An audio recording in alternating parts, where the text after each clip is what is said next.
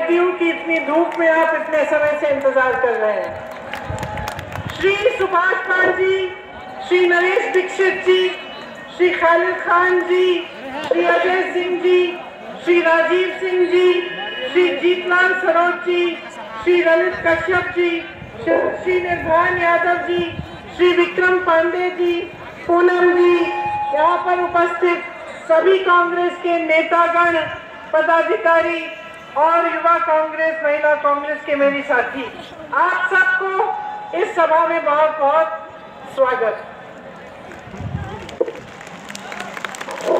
सबसे पहले मैं आप सबसे पूछना चाहती हूँ, एक सवाल पूछना चाहती हूँ, क्या पिछले 5 सालों में आपकी जिंदगी बेहतर बनी है, हाँ या ना?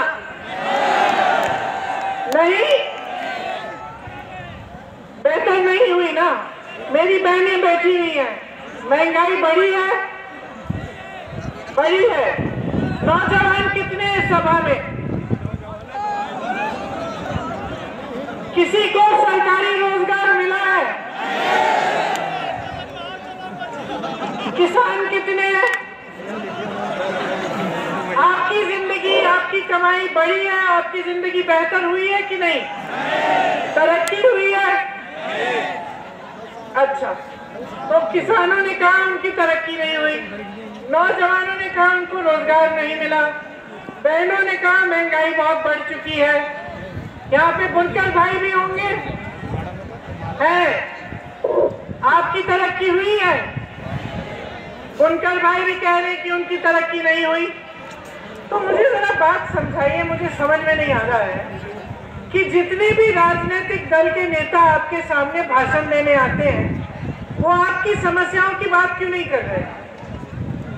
आपकी तो समस्याएं बहुत ज्यादा हैं। महंगाई इतनी हो गई है कि एक गैस सिलेंडर 1000 रुपए में मिल रहा है, वो भी कुछ दिनों पहले 95 रुपए से बढ़ गया। महिलाएं महंगाई से जूझ रही हैं, पेट्रोल डीजल के दाम इतना बढ़ गए हैं कि आप सामना नहीं कर पा रहे हो, खरीद नहीं पा रहे हो। उससे किसानों का बहुत नुकसान हो रहा है। मेरे किसान भाई बहन, अपनी फसल का दाम भी नहीं मिल रहा है इनको। खाद के वितरण केंद्र जो सरकारी है वो बंद पड़े हैं, जो प्राइवेट है उसमें इतनी लंबी लाइन है कि लाइन में खड़े खड़े लोगों की मृत्यु हो रही है। आप कर्ज में डूब रहे हैं। अच्छा, बिजली की बिल इतनी बड़ी बड़ी आ रही है कि आप उनको चुका नहीं पा रहे हैं। जो छोटे दुकानदार हैं, जिनके छोटे कारोबार हैं, जो बुनकर भाई हैं, बिजली के बिल बड़े बड़े आ रहे हैं। लॉकडाउन होता है फिर भी बिल आ रही है, बिजली आ नहीं रही है फिर भी बिल आ रही है। आपके जो कारोबार है, जीएसटी से, नोटबंदी से कितना नुकसान हुआ आपको। उसके बाद लॉकडाउन आया और भी नुकसान हुआ। यहाँ पे तमाम नौजवान खड़े हैं, सब बेरोजगार हैं। एक ने हाथ उठाकर नहीं दिखाया कि हाँ मुझे नौकरी मिली पिछले 5 सालों में। सब बेरोजगार हैं। जब भर्ती की परीक्षा करने जाते हैं, परीक्षा रद्द हो जाती है, परीक्षा रद्द हो जाती है, पेपर लीक हो जाता है, कभी कभी पास का मार्क भी बदल जाता है। सालों के लिए नौजवान ठहरते हैं कि कहीं पे नियुक्ति हो जाएगी, नियुक्ति नहीं होती, भर्ती नहीं होती। ये परिस्थितियां आपकी। मेरे किसान भाई बैठे हैं, सुबह शाम अपने खेतों की चौकीदारी कर रहे हैं, क्योंकि आवारा पशु आ रहा है, छुट्टा जानवर आ रहा है, खेतों को खाए जा रहा है। और आपके सामने 3 राजनीतिक दल है। सबसे पहली भाजपा।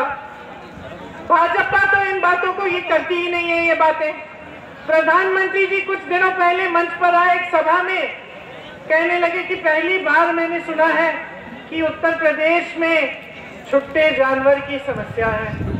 अब भैया, हम इस समस्या को 3 सालों से कह रहे हैं, हम 3 सालों से कह रहे हैं। मैंने मुख्यमंत्री जी को चिट्ठी भी लिखी है इस पे कि छुट्टे जानवर की बहुत बड़ी समस्या है, किसान जूझ रहा है, इसके लिए कुछ करो।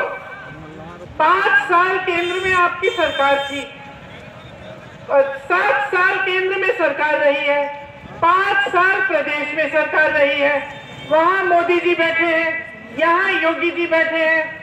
और उनको छुट्टे जानवर की जानकारी ही नहीं। सच्चाई नहीं है, जानकारी पूरी है, इच्छा नहीं है आपकी समस्याओं को दूर करने की। छत्तीसगढ़ में कांग्रेस की सरकार है, मालूम है क्या किया है? वहां पे भी बहुत बड़ी समस्या थी छुट्टे जानवर की।